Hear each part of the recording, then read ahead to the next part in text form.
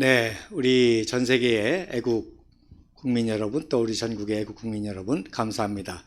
제가 이렇게 역사 강의를 하니까 외국에서도 많은 관심을 가지고 또 질문도 하고 또 이렇게 호응이 있더라고요. 특별히 이제 또 내일은 6.25 73주년이죠. 그런데 우리 조원진 대표님께서 항상 하시는 말씀이 6.25는 우리 대한민국에 있어서 승전 기념일이다. 그리고 또 우리 허평환 장군님이 이제 제6사단장 출신이신데 그 6사단이 6.25 동란 때 전투 서열 제1위였습니다. 그래서 5대 부대가 제6사단, 또 국군 제1사단, 그리고 해병대, 그리고 수도사단, 그리고 제3사단 이렇게 5개 부대가 전투 서열로 1, 2, 3, 4, 5를 차지하는 부대인데 그 중에서 특별히 6사단은 한 번도 패배하지 않고 모든 작전을 잘 수행했던 그런 부대로 아주 유명합니다. 근데 그 6사단장 출신에다가 국군 기무사령관이죠. 지금 이제 또 안보지원사령관으로 바뀌었는데 허평환 장군님께서도 승전에 대한 말씀을 하시고 또 자유수호의 승전의 기념일이다 그렇게 아주 공식적으로 선포하셨습니다. 그래서 저는 오늘 6.25가 이제 정확하게 1129일 동안 즉 3년 1개월 2일 그래서 3년 동안 있었기 때문에 수많은 전투가 있었고 또 수많은 전사들이 있었습니다. 근데 저는 오늘 세 가지의 포커스를 두고 여러분하고 사진을 보면서 말씀드리려고 하는데 왜 승전이냐? 그냥 북한은 일방적으로 걔네들도 승전 기념일이라고 대대적으로 행사를 하거든요. 6.25를 승전이라 그래가지고 대대적인 행사를 하는데 일방적인 승전이 아니라 우리는 분명한 역사적인 근거가 있고 또 그 이유와 또 근거가 있습니다. 그래서 여러분 전쟁의 승리는 세 가지 요소입니다. 첫째로 뭔고 하니 바로 전쟁을 일으킨 자의 목적이 있을 거 아니에요. 어떤 목적을 가지고 전쟁을 일으켰는데 바로 그 목적을 달성했을 때 승리고 또 반대편에서는 그 목적을 저지하거나 무산시킬 때 그것이 승리죠. 그래서 그것이 첫 번째 조건이고 두 번째 또 영토의 개념이 있습니다. 그래서 대부분 전쟁이 이제 영토를 점령하고자 하는 전쟁이잖아요.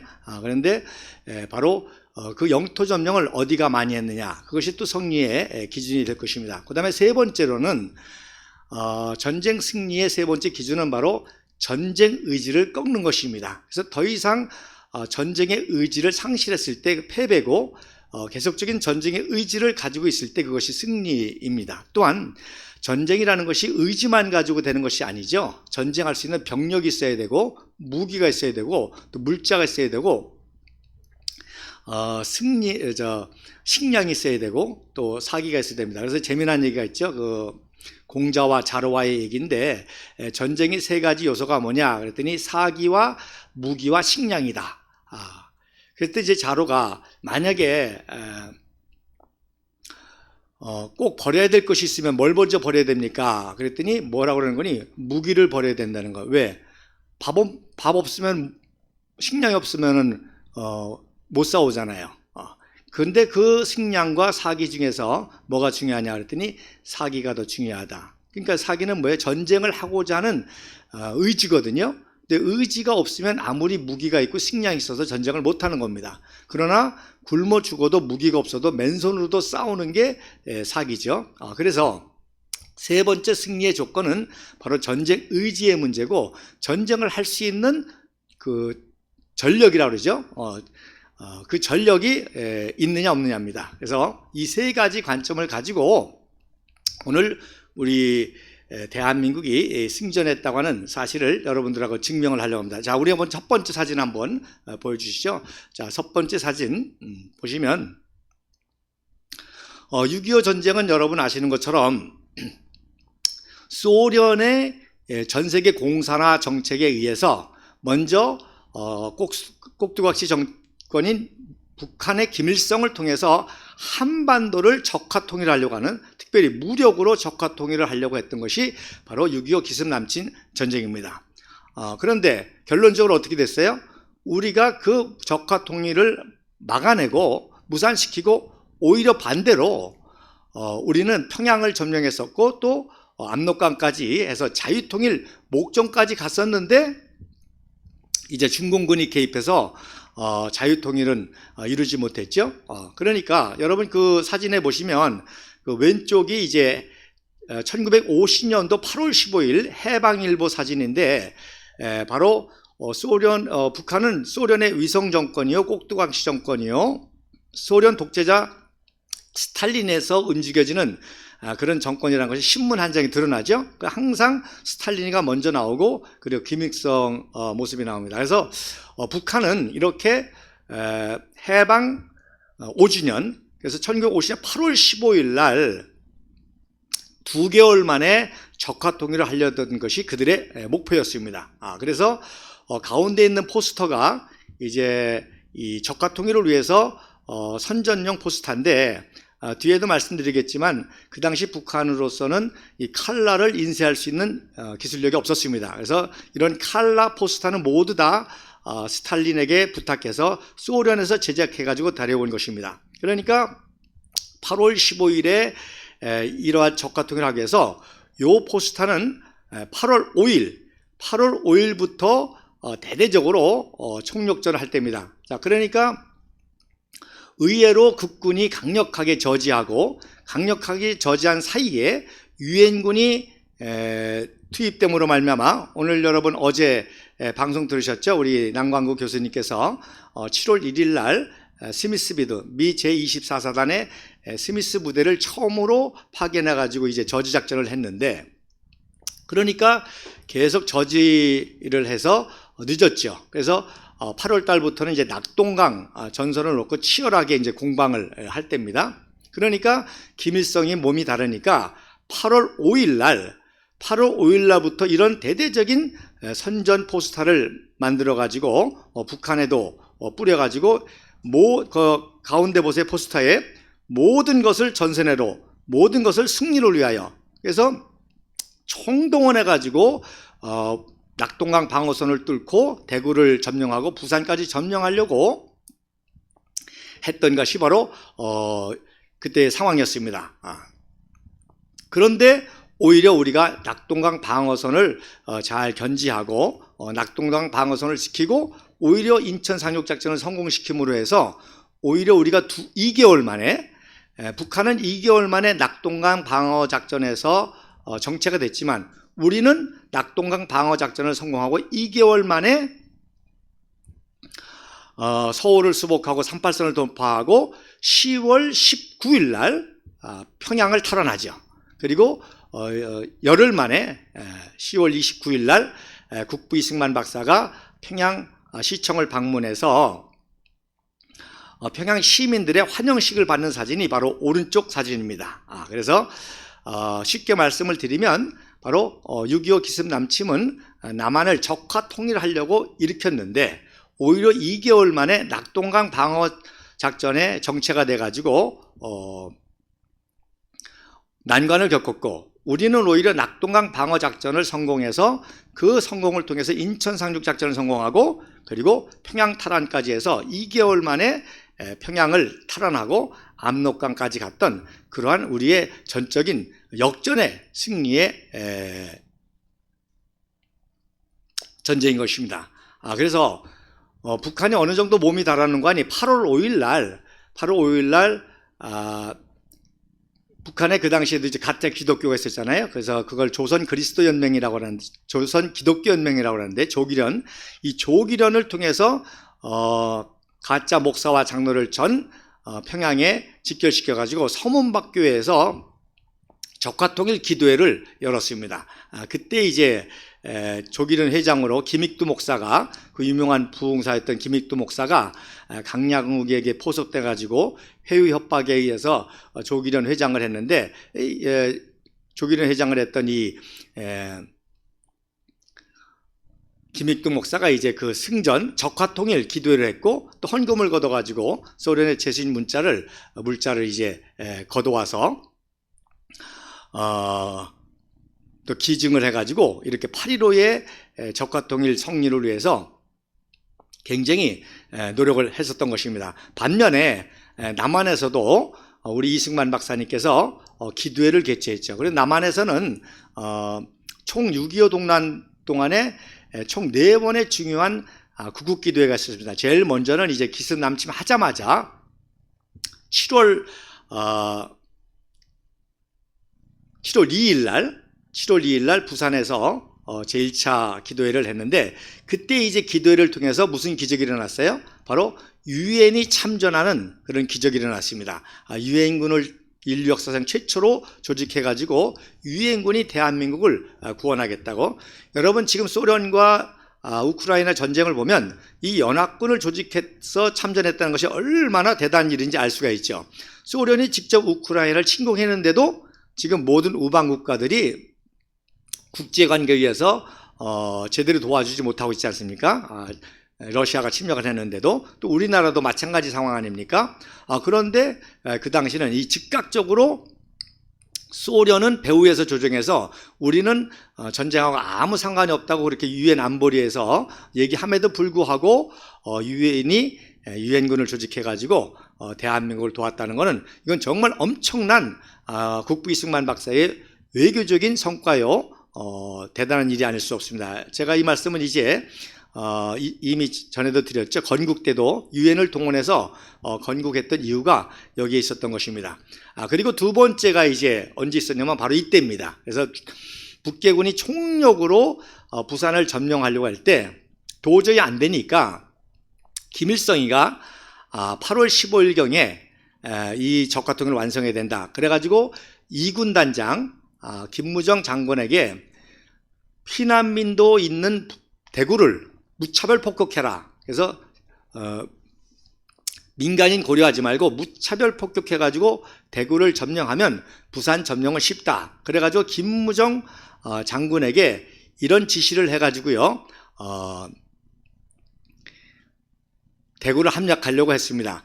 그 당시는 이제 아직 미군이 완전히 들어오지 않았기 때문에 제공권을 장악한 그 미 공군이 이제 폭격을 통해서 저지하는 방법이 유일한 방법이었는데, 여러분 아시는 것처럼 이제 장마철이 시작이 되니까 비행기가 못 뜨는 거예요. 그래서 이승만 대통령께서 8월 13일 날 주일날 제2차 부산 초량교회 기도회를 열어가지고 기도를 했죠. 그랬더니 8월 15일까지도 비가 와가지고 8월 15일 날 대구 시민회관에서 비를 맞으면서 이승만 박사께서도 광복 5주년 또 건국 2주년 기념식을 했거든요. 그런데 16일 날 갑자기 날씨가 화창해져 가지고 유엔 공군이 아주 대대적으로 약 38,000발의 융단 폭격을 통해서 북계군 2군단을 공포에 몰아놓고 공격을 저지했던 그런 역사가 있습니다. 그 다음에 이제 세 번째로는 이제 9월 4일 날 주일날 비밀리에 또 기도를 했죠. 그래서 중요한 유엔의 작전이 있고 우리가 전세를 역전해야 되니까 우리가 기도하자. 유엔 인천 상륙작전이라고는 말할 수가 없죠.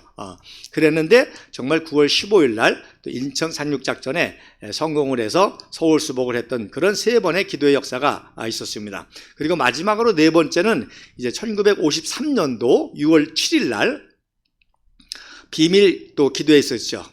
그리고 난 다음에 뭐가 있었습니까? 바로 6월 18일 날 방공포로 석방 역사가 있었습니다. 그래서 이렇게 북한과 대한민국을 비교해서 역사를 봐야지 제대로 볼 수가 있는 것입니다.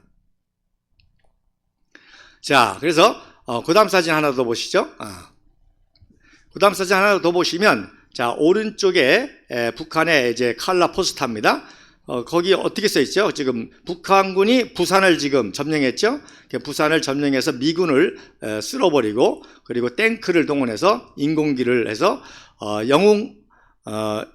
영웅한이라고 썼네. 영웅한 인민군 장병들이여. 그래서 원수를 물리치고 부산으로 또 제주도로 돌격하자. 이게 이제 8월 15일 상황이었습니다. 이렇게 했는데 놀라운 것은요, 여러분 이제 그래가지고 일어난 게 이제 다부동 전투입니다. 다부동 전투가 왜 치열한 거니? 마지막 북한군 2군단의 총공세가 바로 이 다부당. 왜냐하면 이제 대구하고 제일 가깝잖아요. 그러니까 다부동만 넘었으면은 대구는 손쉽게 정복하니까, 그래서 다부당 전투가 치열했고, 이 다부동 전투를 막은 것이 이제 국군 1사단 백선엽 준장이기 때문에 이제 백선엽 준장이 전쟁 영웅으로 떠오르게 됐는데, 중요한 것은 여기에 박정희 소령이 관련이 되어 있습니다. 그래서 많은 분들이 이제 모르시는데, 자, 놀라운 거는요, 이 8월 21일 날 북계군 13사단의 포병 단장인 정봉옥 중장이 중령이 기순을 했어요. 그러니까 그 당시 최고위급 이제 첫 번째 기순자입니다. 그래서 어디로 왔는가 하니 바로 국군 1사단 지역 제11연대 최경록 연대장 지역으로 와서 또 유엔군이 이제 그 전쟁을 주의하니까 바로 미 24사단에 인계하고, 또 미 24사단에서는 이제 북해군 중전이니까 누가 신문했는가 하니 바로 육군본부의 정보국에 근무했던 박정희 소령이 이 정봉욱 중령을 밤새도록 신문해가지고 세 가지 중요한 정보를 획득했습니다. 첫째는 바로 이 무차별 포격작전. 그래서 대구 시민을 고려하지 않는 이 김무정희의 무차별 포격작전이 예상된다는 것을, 이 정보를 파악해가지고 넘겼고요. 그 다음에 이제 또 하나는 말씀드린 대로 8월 16일 날 날씨가 화창해가지고 3,800발의 엄청난 융단 폭격을 했지만 사실 군사적인 피해는 미미했어요. 공포감은 줬지만, 왜? 위치를 모르니까. 정보가 부족해서 어디에 진지가 있는지, 어디에 포를 숨겨놨는지 이런 정보가 부족했기 때문에 엄청난 공포감은 줬지만 전력적인 피해는 적었거든요. 그런데 정봉욱 중자를 박정희 소령이 신문해가지고 적의 정확한 위치 정보를 지도에다 그린 거예요. 그래서 어느 과수원 밑에 포병 진지가 있고, 뭐 어디 숲을 속에 뭐가 있다고 하는 정확한 위치 정보를 지도에다 박정희 소령이 그려가지고 메가더 사령부에게 보내니까, 메가더 사령부는 뭐 큰일 났잖아요. 무차별 폭격한다니까. 그래서 바로 즉시, 그날은 또 우중이었습니다. 근데 우중이었지만 이런 중요한 정보가 있으니까 우중에도 불구하고 비행기가 이륙을 했고, 그리고 시계가 안 좋았지만 정확한 위치 정보를 가지고 이미 15일 날 폭격한 경험이 있잖아요. 그래서 폭격을 해가지고 이 북계군 2군단을 그야말로 괴멸시켰습니다. 그 정확한 위치를 가지고 포를 때렸기 때문에, 폭격을 했기 때문에, 그래서 다부동 전투의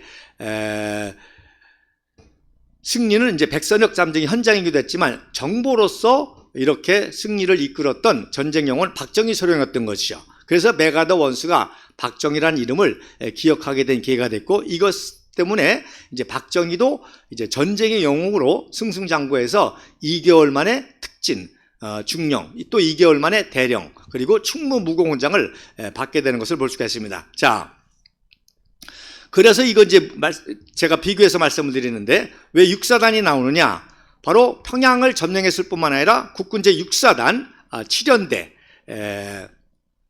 그리고 제1중대, 6사단장이 이 당시에 이제 김종호 장군이었고, 제7연대가 김용배 연대장이었고, 대대장이었고, 그 다음에 이제 연대장은 이제 임부택 대령이라고 최초로 1계급 특진한 청주전투에서 최초로 북계군을 이긴 게 청주전투거든요. 그때 7연대가 이제 이겼기 때문에 7연대 전장병이 1계급 특진해서 7연대장은 이제 임부택, 그리고 1대대장이 이제 김용배 중령으로, 나중에 이제 박정희 대통령께서 1965년도에 육군 대장으로 진급시켜서 육군 참모총장을 시킨 게 바로 이때 7연대 제1대 대장 김용배 대대장입니다. 그리고 제1중대, 지난번 소개시켜드렸던 것처럼 이대영 대위가 중대장이었고, 그리고 이소대가 이렇게 압록강을 점령해서 초산에서 애만소총에다가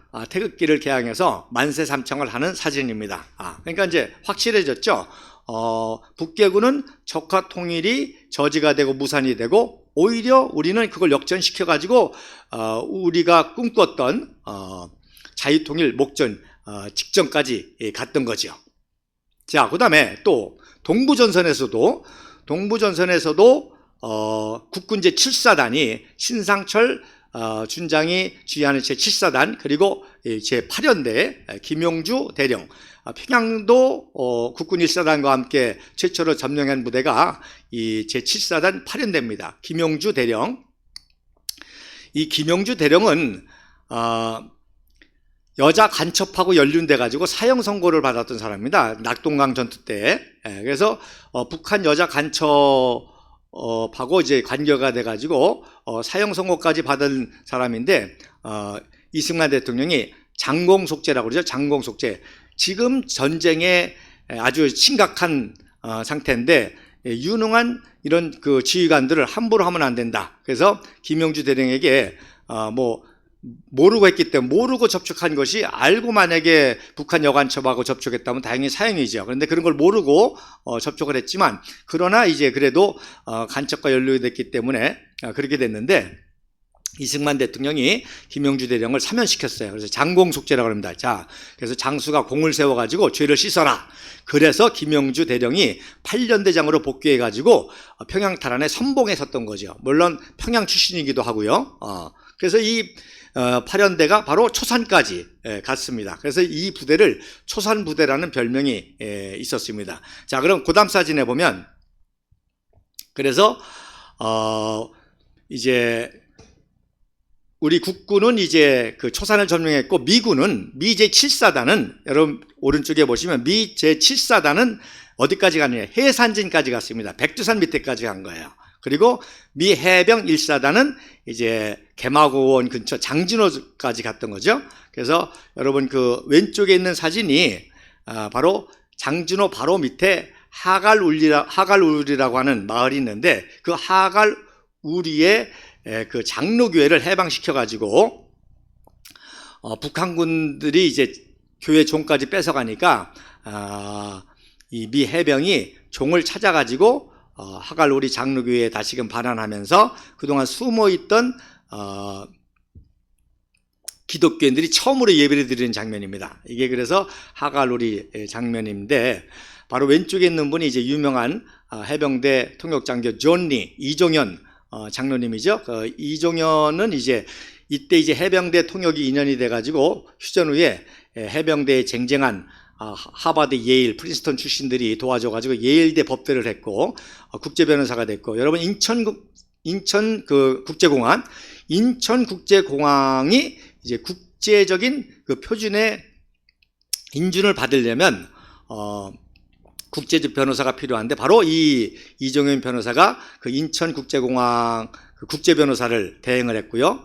그때 이제 유명한 예화가 있죠. 제가 가끔 설명을 하는데 그 국제공항을 심사하는 미국의 최고 파트너가 누구냐는 거는 존 행콕이라고 하는 그런 사람이었습니다. 근데 그 사람하고 이제 디스커션을 하는데 이종현 장로님이 버뜩 생각나기를 혹시 당신 제임스 행콕이라고 아냐 그랬더니 존 행콕이 깜짝 놀라는 거예요. 누구예요? 자기 아버지였거든요. 자기 아버지가 해병제 1사단으로 장준호 전투에서 전투하다가 돌아가셨어요. 근데 이 어린아이였기 때문에 아버지를 모르죠. 죽었다는 사실만 알죠. 그랬는데 자기 아버지와 같이 전투했던 이 이종현 변호사를 만나니까 너무너무 놀래가지고 아버지의 얘기를 듣고 아버지가 얼마나 용감하게 싸우다가 전사했는지 얘기를 듣고 감격의 눈물을 이 아들 존 행콕이 흘리죠.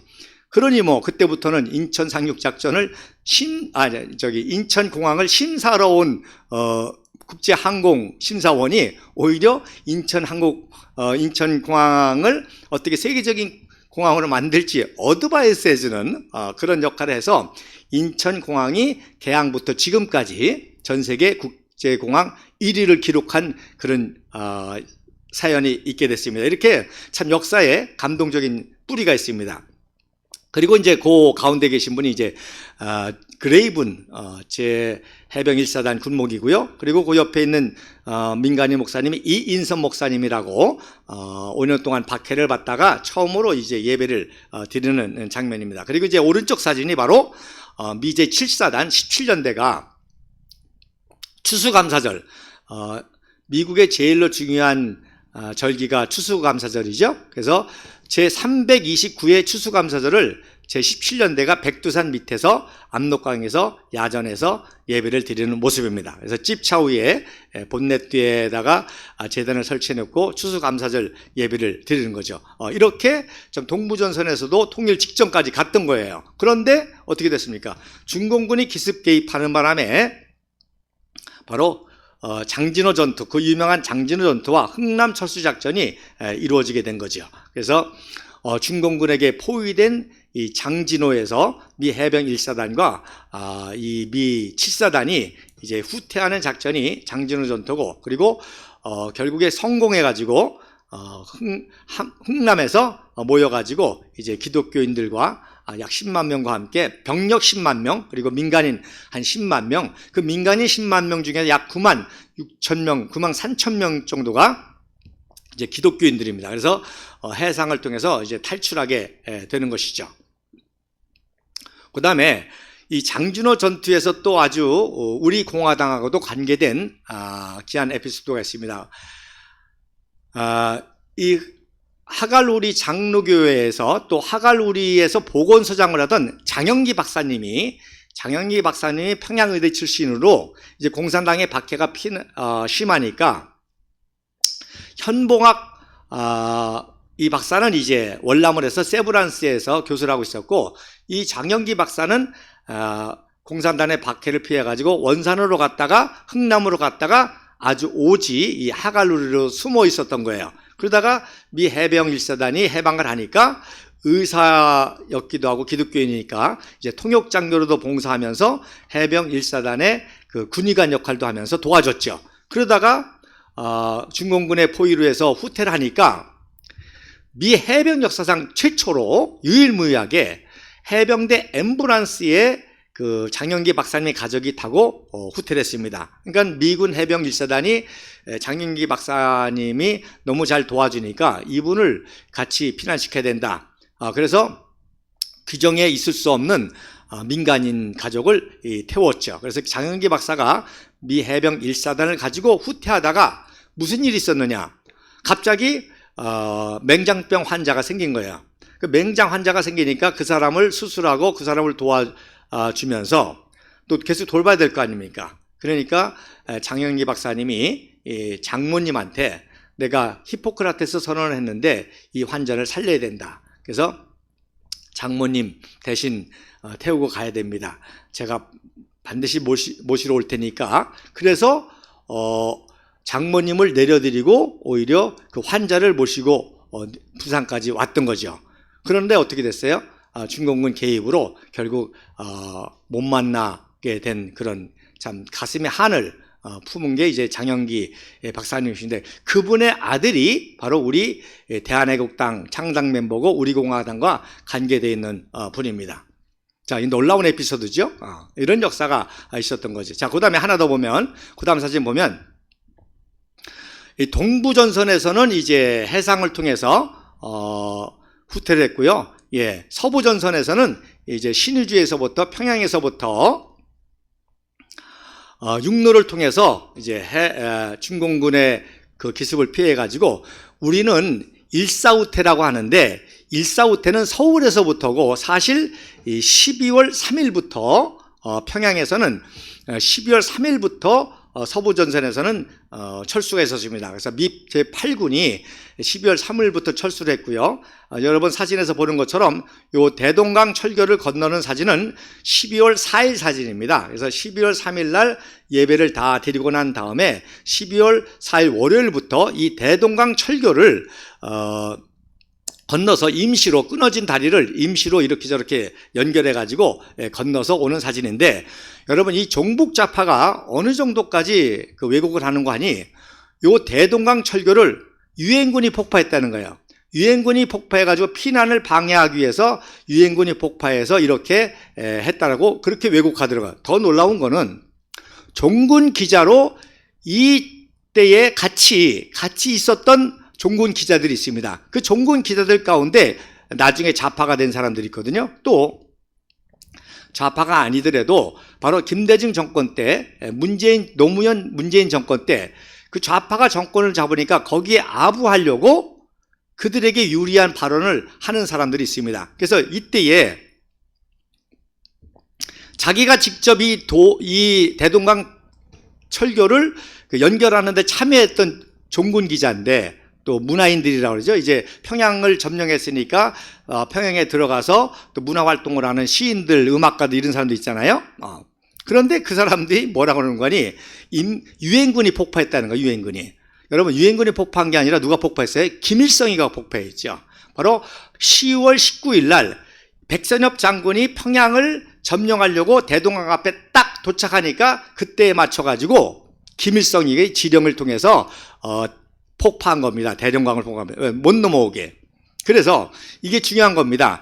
한강다리 폭파는 국부 이승만 박사하고 전혀 관계가 없습니다. 그거는 순수한 군사적인 작전이기 때문에 육군 참모총장 최병덕과 또 이 도로를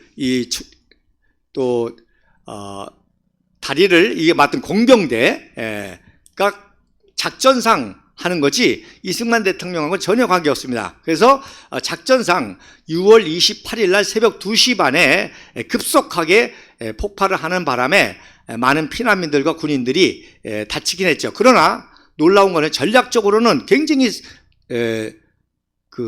잘한 폭파입니다. 만약에 조금이라도 늦었으면 인민군이 폭파하기 전에 인민군이 한강다리를 접수했으면 그대로 남하해가지고 아까 말씀드린 대로 8월 15일 날 부산 점령 적화토기를 완성할 수가 있었죠. 그런데 아주 제때 잘 폭파함으로 인해서 한강다리가 폭파함으로 인해서 북계군이 도하를 막았던 것이죠. 그러니까 북계군은 어느 정도인 거 아니요? 당연히 이 교량이 폭파되면은 도하 장비를 다 가지고 다닙니다. 그런데 북한에서는 한강다리가 폭파되리라고는 생각도 못했기 때문에 도하 장비를 안 가져왔던 거예요.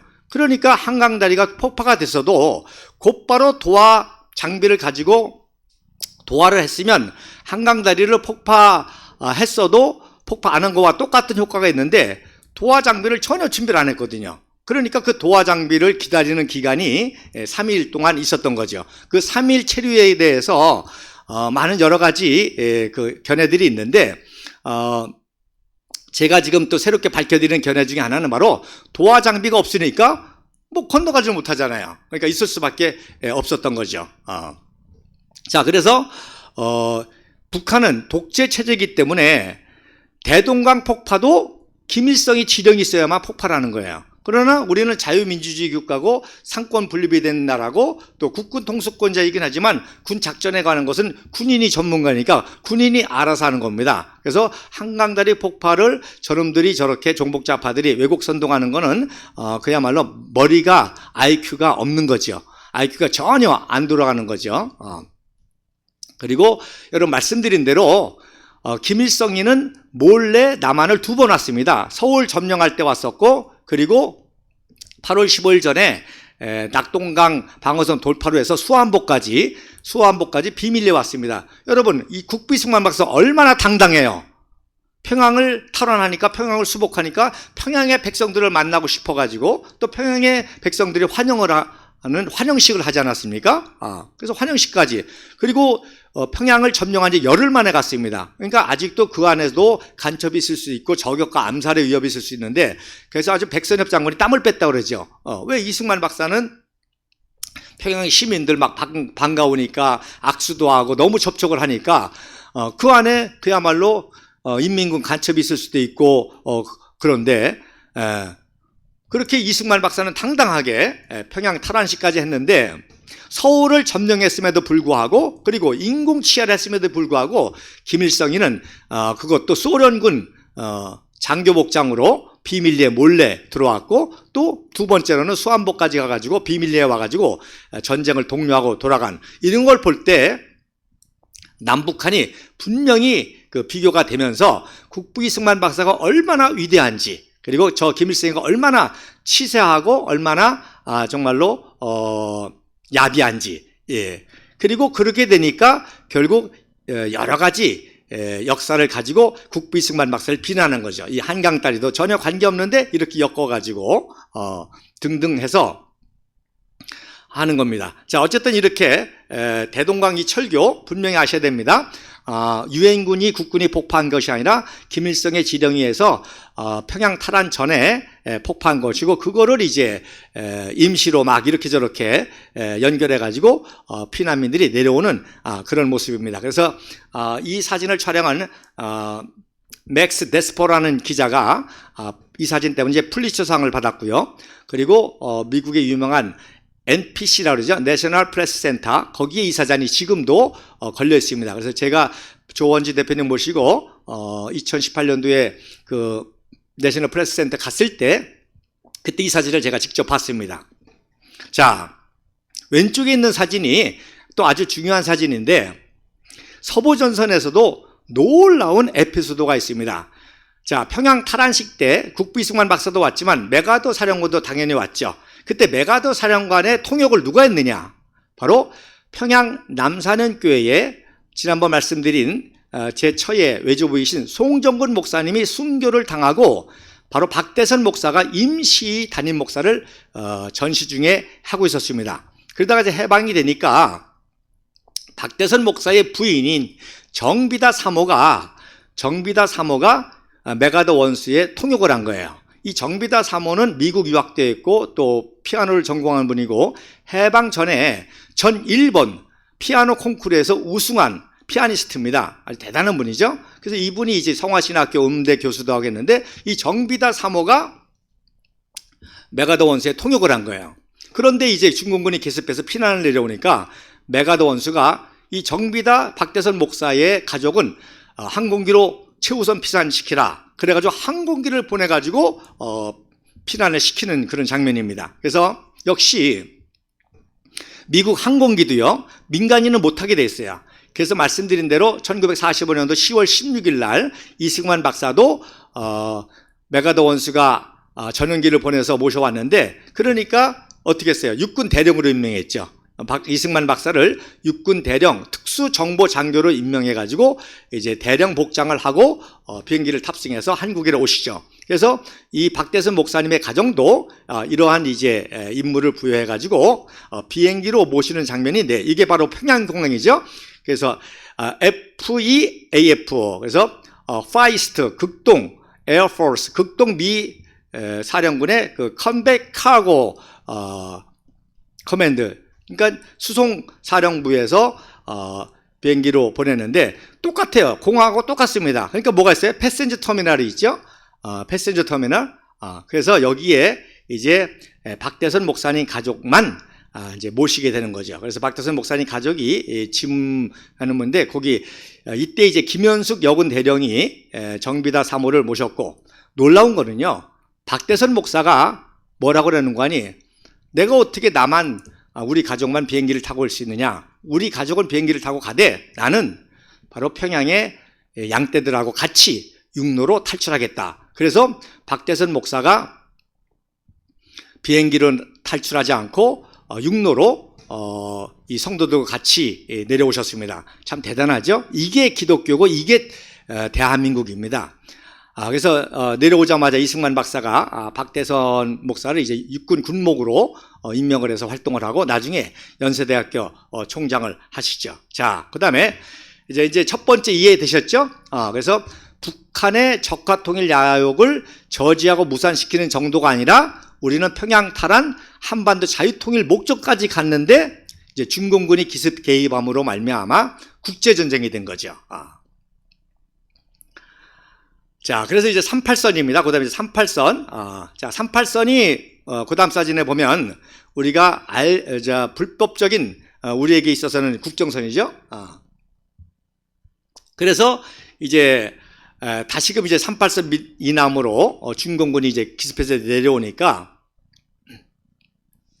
우리는 다시 후퇴할 수밖에 없고, 또 38선을 놓고 이제 유엔군이 재정비해가지고 38선 위로 축출하려고 하는 전쟁이 이제 국제전쟁으로 새롭게 시작이 된 겁니다. 자, 38선과 관계해서 제가 아주 또 중요한 역사를 여러분들에게 소개하겠습니다. 자, 박정희 청년이 만주군 중위로서 사실 만주군 중위지만 강복군의 비밀 역할을 했다고 제가 말씀을 드렸죠.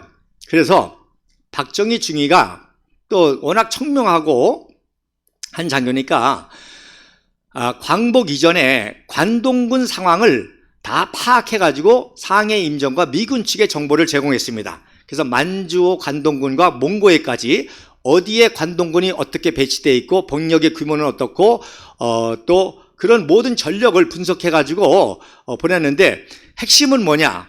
동남아 전선에 관동군이 다 빠져갔기 때문에 지금 관동군은 무주공산과 같은 곳이다. 그렇기 때문에 미군이 187 공수부대와 같은 그런 공수부대가 만주를 점령하면은 소련의 남하를 막을 수 있다. 이렇게 아주 구체적으로 정보를 제공했는데 미군이 제대로 그 정보를 활용하지 못해가지고 어떻게 됐어요?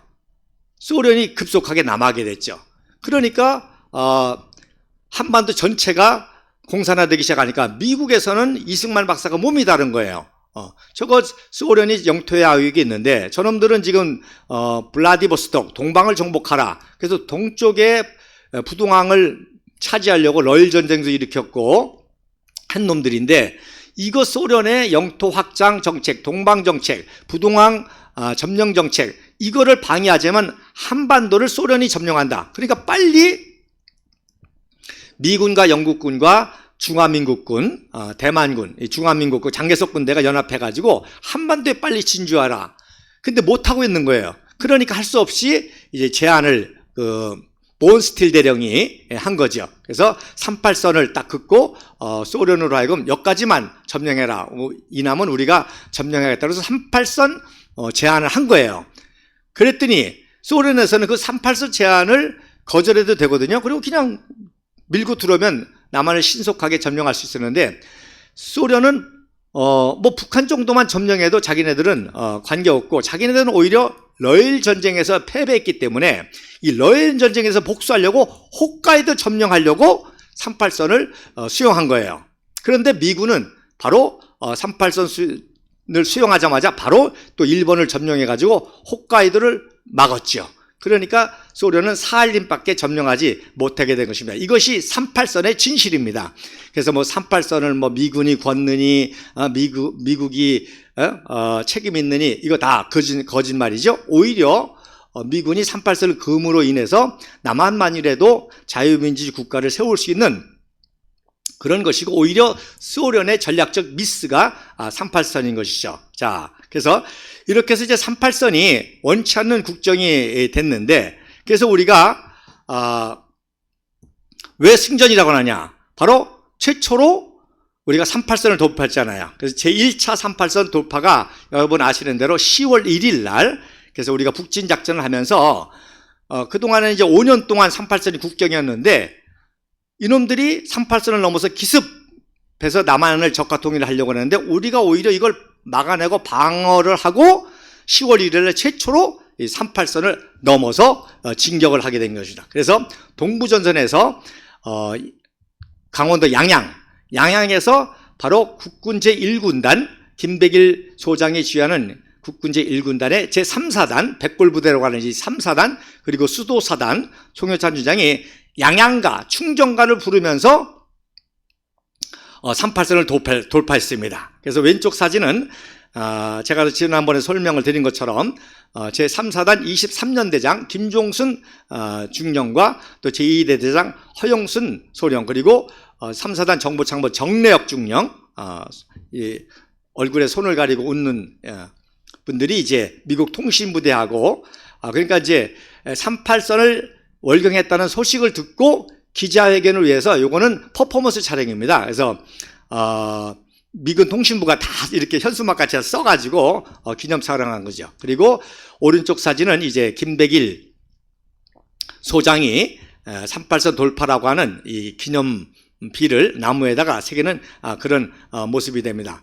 그러니까 우리가 승진한 거죠. 쟤네 북한군은 38선을 기습 돌파해서 내려왔지만 결국 축출당하고 우리가 38선을 돌파한 거죠. 그런데 말씀드린 대로 이제 중공군이 기습 개입함으로 말미암아 두 번째로 서울이 함락당합니다. 그게 바로 일사후퇴입니다.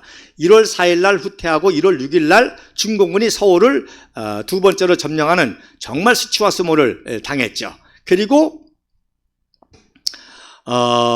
이제 리치웨이 장군이 그 과정에서 워커 장군이 교통사고로 돌아가시니까 리치웨이 장군이 이제 부임을 해서 유엔군을 점령해 가지고 이제 북한군을 축출하는데, 그래서 2차 38선 돌파를 언제 하느냐, 바로 4월 3일 날 했습니다. 그 다음 사진에 보면 4월 3일 날 2차로 춘천 서북방에서 그리스 부대가 제일 먼저 38선을 도달했고요. 서부전선에서 우리 국군 1사단이 있는데, 근데 돌파하자마자 곧바로 중공군이 춘계공세라고 그러죠. 4월 5월 춘계공세를 통해서 다시금 서울을 점령하려고 했습니다. 그래서 다시 그걸 막느라고 일시적으로 후퇴를 했는데, 그래서 4월 3일 날 어떤 일이 있었느냐, 바로 4월 3일 날 메가더 원수가 직접 홍천과 양양을 이제 전선을 시찰합니다. 이게 18차인데 전사로는 16차로 나와 있습니다. 근데 제가 비밀리에 방문한 것까지 다 해서 저는 18차로 기록을 하는데, 이게 메가더 원수의 마지막 전선 시찰이 됐습니다. 그래서 말씀드린 대로 이제 이때부터 중공군이 기습하고서는 타격을 받으니까 이제 휴전 작전을 하죠. 그러니까 휴전을 논의하다 보니까 이제 제한 전쟁을 할 수밖에 없었습니다. 그러니까 이승만 박사는 이번 기회에 중공군까지도 섬멸을 해가지고 자유통일을 하려고 그러고, 또 이 중공군을 내버려두면 반드시 더 큰, 소련보다도 더 큰 위협이 있을 것이다. 그래서 이번 기회에 중공군까지도 정리를 해야 된다고 하는 그런 국제 전략적인 구상을 이승만 박사도 하고, 거기에 메가더 원수가 동조를 하니까 어떻게 됐어요? 바로 영국의 또 처칠 수장도 관여를 해가지고 휴전을 논의하다 보니까 결국 트루만 정부의 휴전 전략을 반대하는 메가더를 해임하게 된 거죠. 그게 바로 4월 16일 사건입니다. 그러니까 벌써 이게 보름 전이죠. 그리고 이제 그럼에도 불구하고 이승만 박사는 이제 미군들로부터, 당연히 미군들이야 휴전을 좋아합니까? 전쟁에 승리하기를 원하죠. 그래서 미군 장성들은 거의 다 이승만 박사 편이었습니다. 그래서 할 수 없이 미국 행정부와 국방부와 합참의 지시를 받긴 받지만, 그래도 이승만 박사의 전략적 승리, 또 전술적 승리, 전투의 승리를 위해서 이승만 박사 편을 많이 들었죠. 자, 그래서 미군의 그 해군과 공군, 죄송합니다. 미군의 육군과 해군, 이제 공군은 이제 막 찬성을 됐기 때문에, 그래서 미군의 주력이 그 당시에는 이제 해군과 육군이었었는데, 미군 해군 연합 협회에서 이승만 박사에게 이제 훈장을 기증하는 사진이 바로 4월 3일 날입니다. 그래서 제2차 38선 돌파 기념으로 이렇게 훈장을 수여한 사진이고요. 또 메가더 원수가 방문한 사진입니다. 자, 그 다음에 그 다음 사진에 보면, 그래서 제대로 제3차 돌파가 언제 있었느냐, 바로 5월 25일 날 있었습니다. 그래서 5월 25일 날 그 유명한 이제 11사단이라고 그러죠. 화랑부대라고 그러는데, 11사단이 바로 춘천 서북방에서 최초로 38선을 세 번째로 돌파를 하고, 이때부터 계속 이제 북진 작전을 시작하고, 이때부터는 북진이 아니죠. 왜냐면 이제 북진 통일은 제한 전쟁으로 못하니까 뭐예요? 이때부터는 뭐예요? 그래서 수복이라는 개념이 중요합니다. 수복 작전. 그래서 얼마만큼 38선 이북에 북한이 불법적으로 점령하고 있던 영토를 회복하느냐, 수복하느냐. 그래서 수복 작전이 중요했던 거예요. 수복 작전이. 그래서 이때부터 이제 수복 작전이 중요했고, 또 이때 여러분 지난번에 말씀드린 것처럼 제6사단, 바로 장도영 준장이 취하는 6사단이 중공군 3개 사단을 괴멸시키는 용문산 전투, 또 요 화천 8.5 전투. 그래서 오른쪽 사진이 바로 중공군, 아주 엄청난 중공군 포로들을 미군이 관리하는 그런 모습입니다. 그래서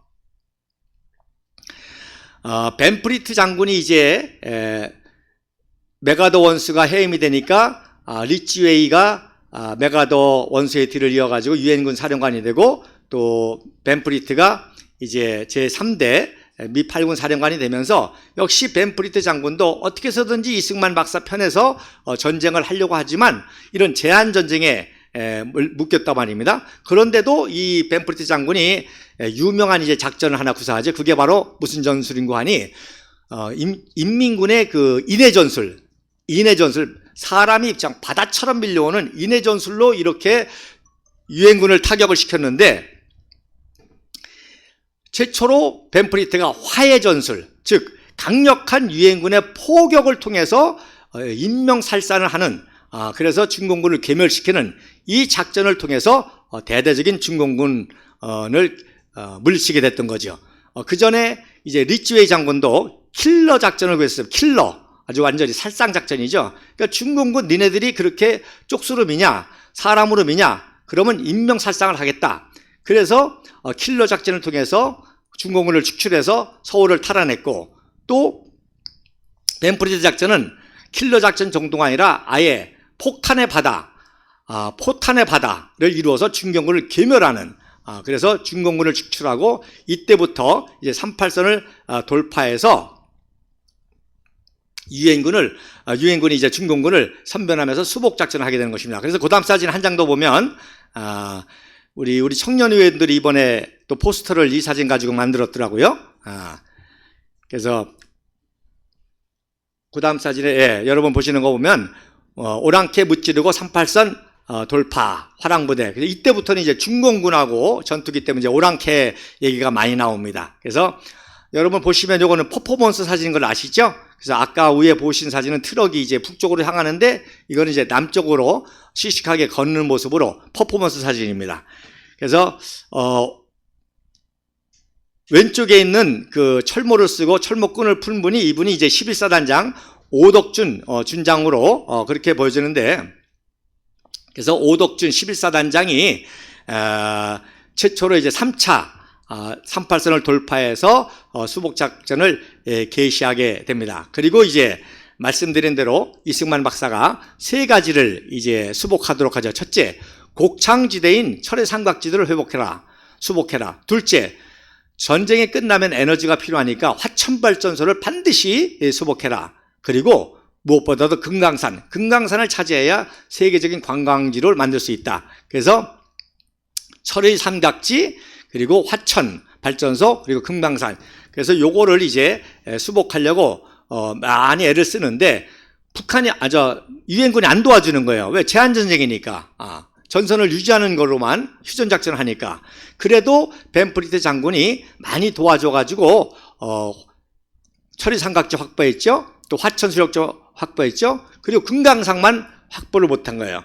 그래서 금강산은 국군 1군단에게 이승만 박사가 특별히 명명했습니다. 그래서 어떻게 해서든지 금강산은 우리 국군의 힘으로라도, 1군단 힘으로라도 점령을 해라. 그랬는데 우리 힘만으로는 안 되잖아요. 그래서 이 벤프리트가 화력까지도 좀 지원해 주려고 하는데, 이것까지도 미 합참에서 제동을 거니까 순수한 우리의 그 당시의 전투력을 가지고는 저 중공군과 북계군 이놈들을 뭐 필사적으로 막아내잖아요. 그래서 결국 금강산을 차지하지 못하고, 다행히도 이제 설악산은 차지해서 설악산을 세계적인 관광지로 만들었죠. 그래서 제가 이 백두산 부대라고 하죠. 21사단 거기 근무했는데, 그 백석산이라고 있습니다. 그 백석산 바로 앞에 어은산이 있어요. 그 어은산을 점령해야 금강산을 자동으로 점령하거든요. 그래서 그 어은산을 차지하려고 국군 1군단이 아주 피나는 노력을 했지만 결국 어은산을 차지하지 못했습니다. 그래서 이승만 박사가 직접 백석산까지 가서 백석산에서 어은산을 바라보시고 눈물을 흘리셨죠.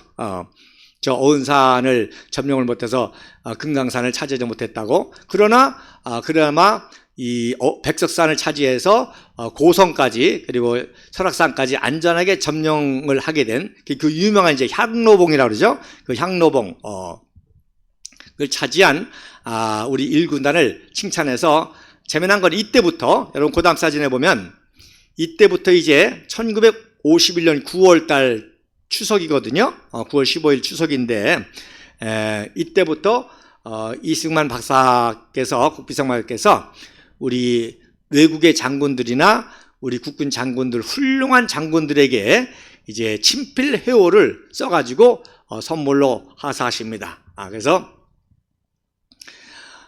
제일 처음에 이제 그 제1군단장으로 백선엽 소장에게 위진 내외, 그래서 이 장군의 위엄을, 우리 대한민국 국군의 장군의 위엄을 전 세계에 떨쳤다.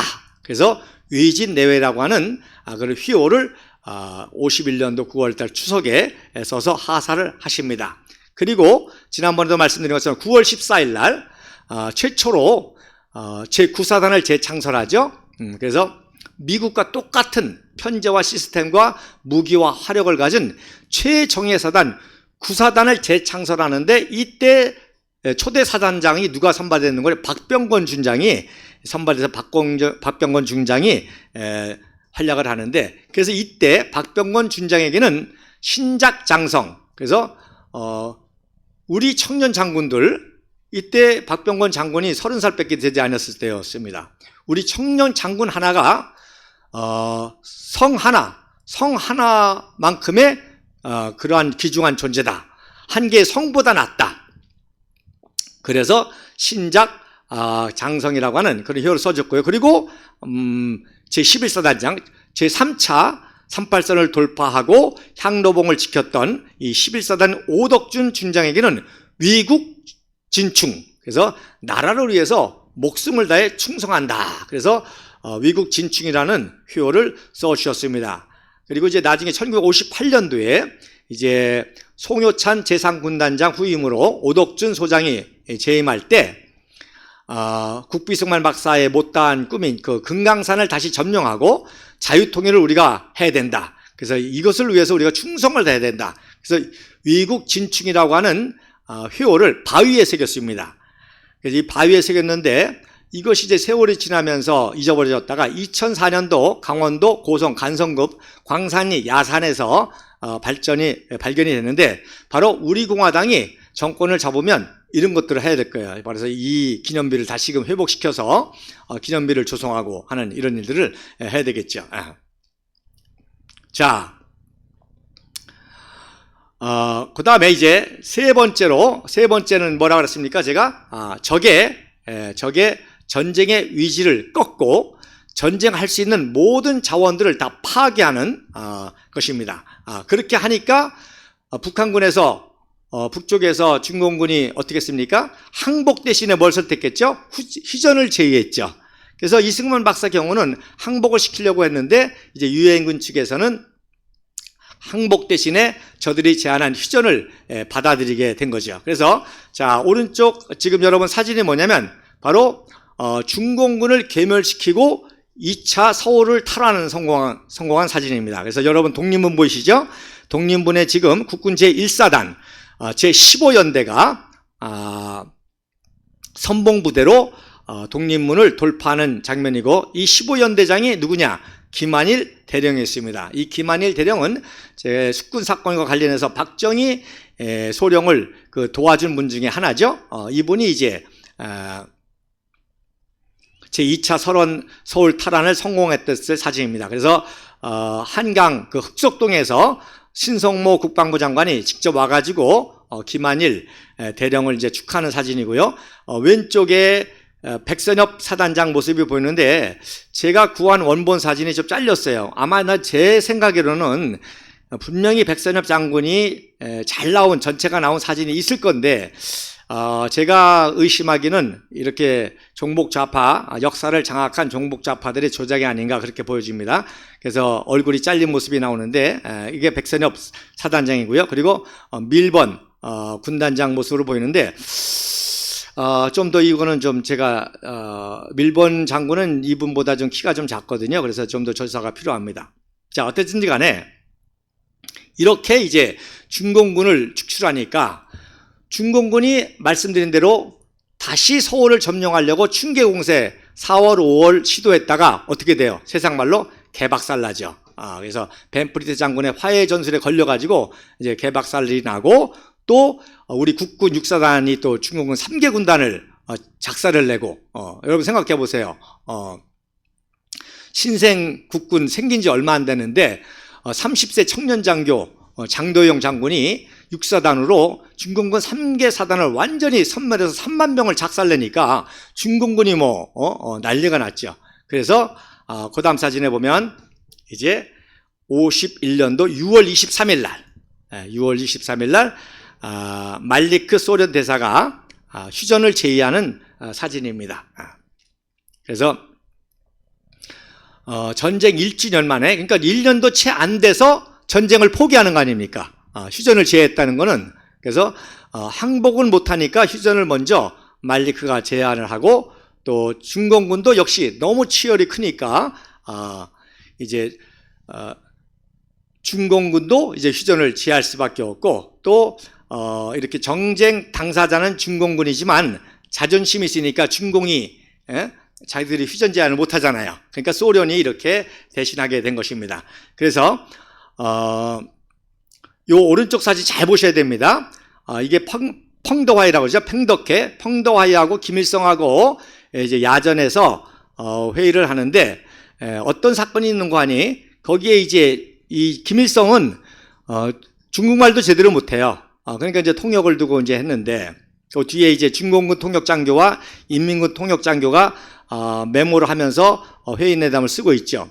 이때 무슨 일이 있었는고 하니, 김일성이라는 놈이 야가 빠지니까 북계군을 화해 전술의 피해를 덜 입으려고 후퇴를 시킨 거예요. 상의도 없이. 그러니까 중공군이 개박살 나니까 이 팽더화이가 화가 나가지고 너네들 때문에 우리가 인명살산이 심하다 그러고 뺨을 2대를 때렸다고 하는 그런 사건이 있습니다. 자, 그러면 그 다음 사진 보세요.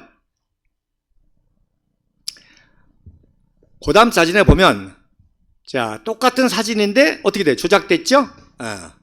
그래서 그래서 통역하던 두 장교가 사라지고, 마치 팽도화이하고 김일성하고 대등하게 뭔가 작전 협의를 하는 것 같은 모습으로 사진을 조작했습니다. 왜 조작했을까요? 바로 두 총역 장교를 추적하면은 그 당시 무슨 대화를 했는지, 어떤 얘기를 했는지 증언을 받아낼 수 있을 거 아니에요. 다 찾아낼 수 있을 거 아니에요. 그래서 제가 누누이 말씀드리지만 북한에는 오직 단 하나의 진실만 있습니다. 뭐예요? 모든 게 거짓이다. 단 하나의 진실, 모든 게 거짓이다. 모든 역사가 다 100% 조작입니다. 그 조작된 역사의 영향을 받는 종북좌파도 역시 대한민국의 역사를 이렇게 조작하는 거죠. 한강다리 폭파라든지, 또 피난방송이라든지, 또 친일파라든지, 또 여러분들 제 강의 들으시면서 어떤 분이 그러세요. 김한란 박사, 모윤숙 박사, 이명신 박사 그렇게 훌륭한 분인데 종북좌파로 친일파로 매도한 것을 이렇게 알게 됐다라고 그런 말씀을 하시더라고요. 그래서 다 100% 조작입니다. 친일파라는 걸로 다 매도하는 거죠. 이런 공적을 지우기 위해서. 그래서